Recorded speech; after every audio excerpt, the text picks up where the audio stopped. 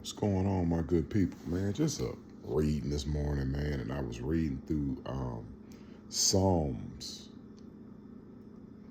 and I got to Psalm 78, and I said, man, let me read this to you people. You know, when I don't have much to talk about, man, I just read the Bible to y'all. If you're listening, cool. If you don't want to listen to it, cool. You'll be back in a minute. Anyway, let me start reading, man. This is Psalm 78. This is an Asaph song. Not ASAP Rocky. This is ASAPH, ASAP song. Listen, dear friends, to God's truth. Bend your ears to what I tell you. I'm chewing on a morsel of a proverb. It's like to say I'm chewing on a morsel of wisdom.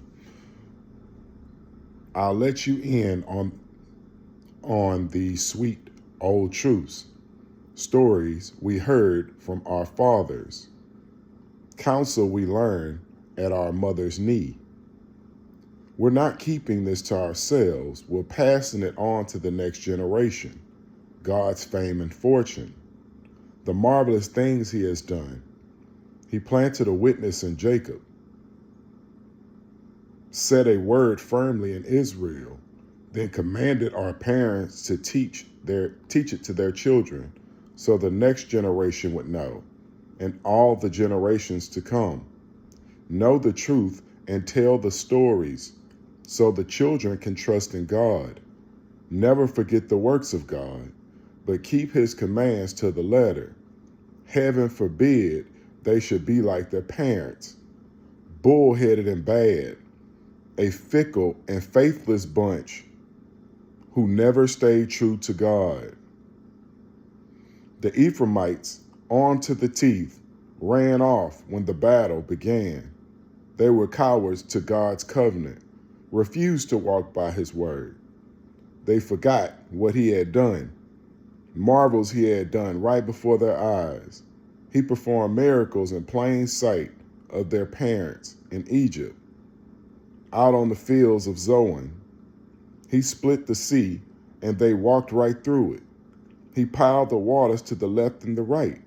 He led them by day with a cloud, led them by night long with a fiery torch. He split rocks in the wilderness, gave them all they could drink from underground springs. He made creeks flow out from sheer rock, and water pour out like a river. All they did was sin even more, rebel in the desert against the high God. They tried to get their own way with God, clamored for favors, for special attention. They whined like children. See, it's the thing. When God led them people up out of Egypt, it was some people that was living good. They had already sold out. They was living good in Egypt. They was getting special favors from their gods and all this other old stuff. But when you dealing with the Most High, it ain't no special favors. Ain't no special favors. But he was like, God was like, man, I did all this stuff, and y'all go right back to what y'all learned in Egypt. Foolishness. But this is why you teach the stories to the children. You just keep teaching it, man.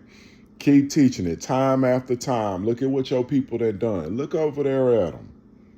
Let me continue. Why can't God give us a decent meal in the desert?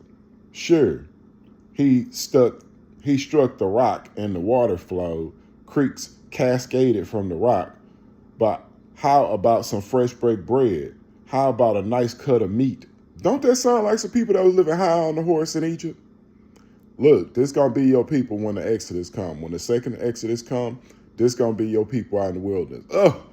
Life was so much better in America, man. You know, where they could beat on your kids and the cops could just kill your kids and say, oh, he was reaching for a gun or something. Everybody loves it, but they kind of hate it when you're a part of it. But America is ingrained into a lot of people's hearts. So be careful. When God heard that, he was furious. His anger flared against Jacob. He lost his temper with Israel. It was clear they did not believe God. He had no intention of trusting in his help. But God helped them anyways, commanded the clouds, and gave orders that opened the gates of heaven. He rained down showers of manna to eat. He gave them the bread of heaven. They ate the bread of the many angels. He sent them all the food they could eat. He let east wind break loose from the skies, gave a strong gush of south wind. This time it was the birds that rained down, succulent birds, an abundance of birds. He aimed them right at the center of their camp. All around their tents there were birds. They ate and had their fill. He handed them everything they craved on a platter, but their greed knew no bounds. They stuffed their mouths with more and more. The gluttony of America right there. Finally, God was fed up. His anger erupted. He cut down their brightest and best. He laid low Israel's finest young men. Like, man, look here. God's like, man, play by the rules, man.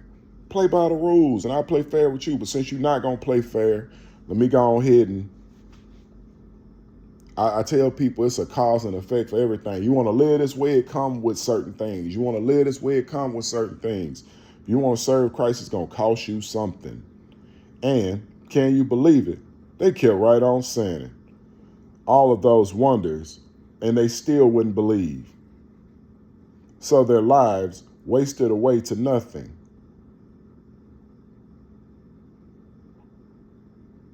Wasted away to nothing. Nothing to show for their lives but a ghost town. When he cut them down, they came running for help. They turned and pled for mercy. They gave witness that God was their rock, that high God was their redeemer. But they didn't mean any of it. They lied right through their teeth the whole time. They could not have cared less about him, wanted nothing to do with his covenant. And God, compassionate, forgave their sin, didn't destroy. Over and over, he reigned in his anger, restrained his considerable wrath. He knew what they were made of. He knew there wasn't much to them. How often in the desert they had spurned him. This is the thing, man. God was like, man, I'm going to keep, I'm providing for y'all, but God is being real patient with these people because these people are lost. Remember, you've been kidnapped and in America amongst a whole bunch of stuff that ain't got nothing to do with what your people was doing a long time ago. So in a sense, you are lost. You still think like America. America is in your heart to the core.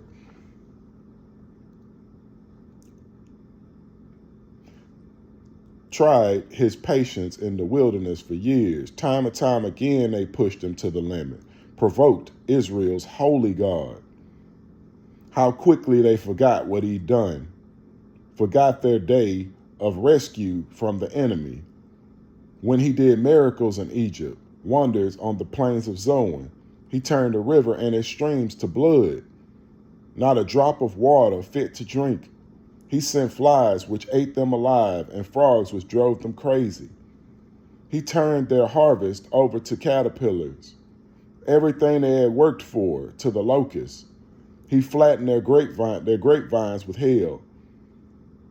A killing frost ruined their orchards.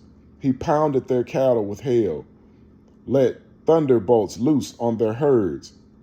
His anger flared, a wild firestorm of havoc, an advance guard of disease-carrying angels. Don't think that diseases ain't coming. COVID was the beginning. We got a bunch of diseases coming to this world because people don't think God is real. So they keep out there, they keep testing their bodies, they keep having sex all over the place. So okay, do what you gonna do. New diseases coming. To clear the ground, preparing the way before him. He didn't spare those people. He let the plague rage through their lives. He killed all the Egyptian firstborns, lusty infants, offspring of Ham's fertility. Then he led his people out like sheep, took his flock safely through the wilderness. He took good care of them. They had nothing to fear. The sea took care of the enemies for good. He brought them into this holy land. This mountain he claimed for his own. He scattered everyone who got in their way. He staked out an inheritance for them. The tribes of Israel had all of their own places. But they kept on giving him a hard time, rebelled against God, the high God, refused to do anything he told them. Don't that sound like lost people leaving a civilization where they had grown comfortable, grown real comfortable? America is a very comfortable place, has a lot of luxuries. So it comes with a certain level of comfort. You go to other countries, they be like, God damn, we don't have that, man. That's an American thing. We don't have that. And people grow accustomed to this comfort. So when you're in the wilderness, you're going to have a certain level of humility about yourself, because everybody don't live like what you came from in Babylon. Let me proceed. They were worse, if that's possible, than their parents. He said they were worse than their parents.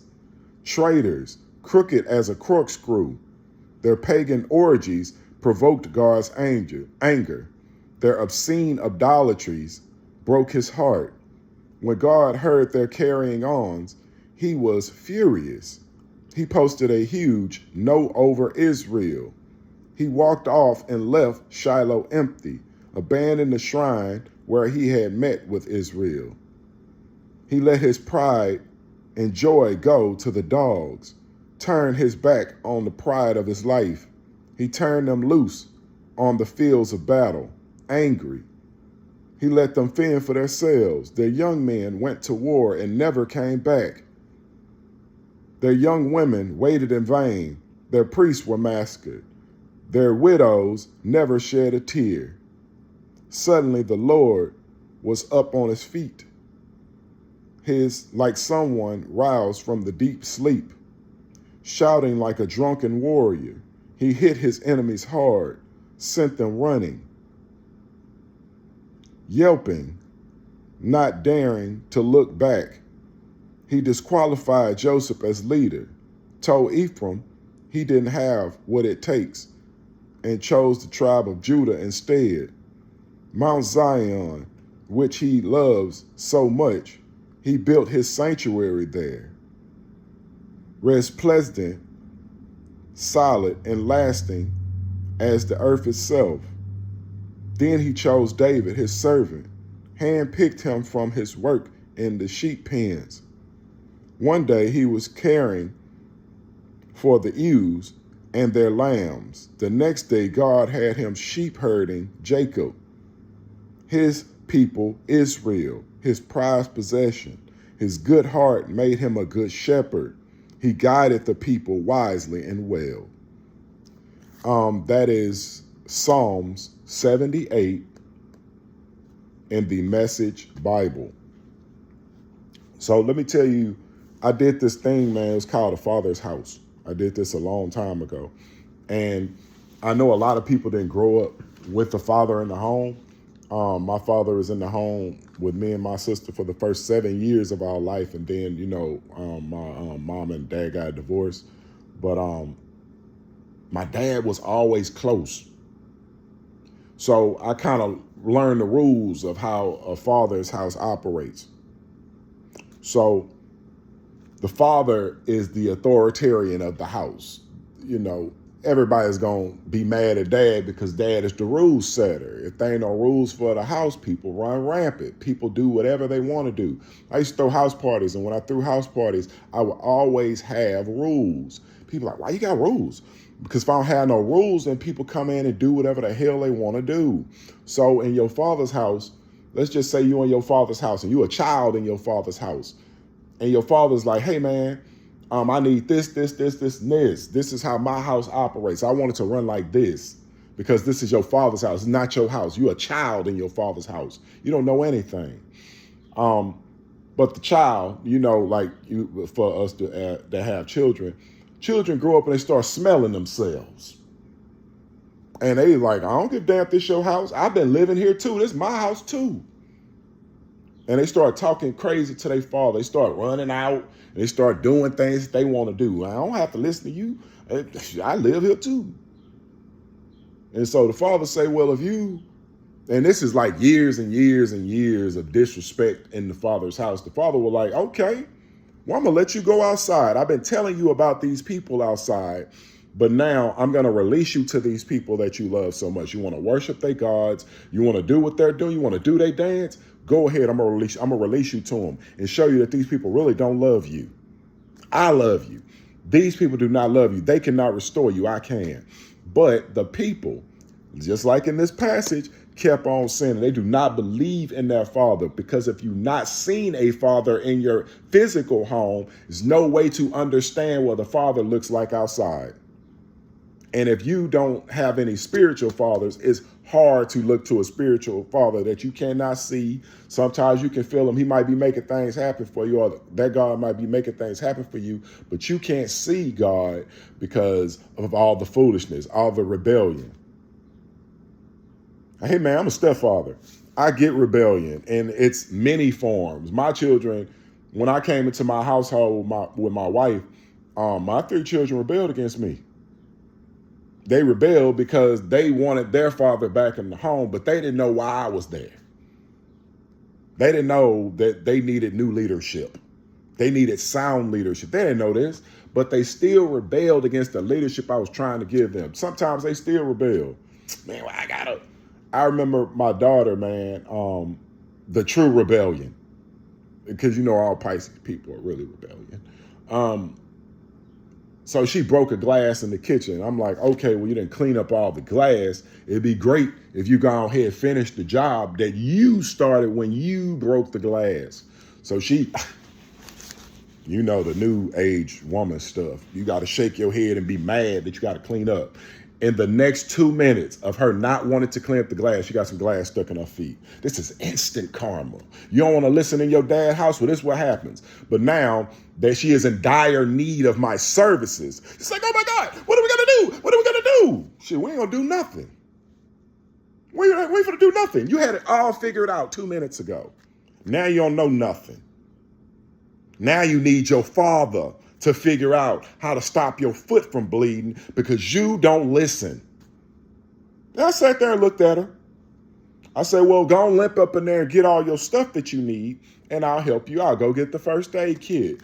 I made her limp around and go get her own shit. You want to rebel? Go do it on your own. Go get your own stuff. And when she sat down, I was like, go ahead. Oh, you don't want to take out the glass yourself? You want me to do it? Well, you don't have to listen to my rules. You have to listen to what I'm saying to get my health care, to get my care, because it's in dire need now. People be like, I don't give a damn about no God. I don't give a damn about no God. Something happens. First thing they say is, oh God, oh God, please have mercy on me. That's them. Please, please. That's your people. They don't want to listen in their father's houses. So this is Psalms chapter 78, man. One of a great chapter, man. People should read Psalms. They hate Psalms because it's boring. Like, oh man, all this old praising God. Man, Psalms got some stuff up there. It's one of the books of wisdom, man. Read it for yourself. It might take you a couple of weeks if you're a slow reader such as me. But you would be better for it. And I would say go in your Bible with a marker and mark things that you find fascinating. I'm sure you will. So, man, holla at y'all. Love you guys, man. Hope you have a great and prosperous Sunday. If you're going to church, man, make sure that you're listening to the lesson. Make sure that you crack open your Bible and that you're actually paying attention if you're up in there. If you're not up in there, man, do your own Bible study on your own. Have a great one. Peace out.